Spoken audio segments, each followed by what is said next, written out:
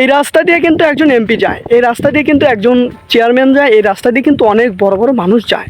মানে এটা সত্যি কথা বলতেছি যে এমপি যায়, আমি দেখি এমপির গাড়ি, কিন্তু উদ্দেশ্য যে এমপিকে নিয়ে না, কথা তাদেরকে নিয়ে বলবো না, কারণ তারা করতেছে, মেরামত করে আসতেছে এবং এর আগেও তারা করেছে।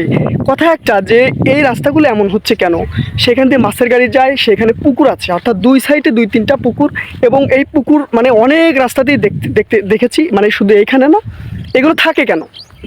আমরা যদি রাস্তার মেরামত করতে পারি তাহলে এই পুকুরগুলো আমরা মেরামত করতে পারবো।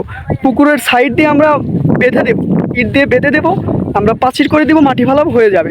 আর নয়তো পুকুরগুলো মাটিতে বুঝাইতে হবে, এটা সরকারি কাজ, এটা সরকারের পক্ষ থেকে আসবে, এখানে জনগণ বাধা দেওয়ার কেউ নাই।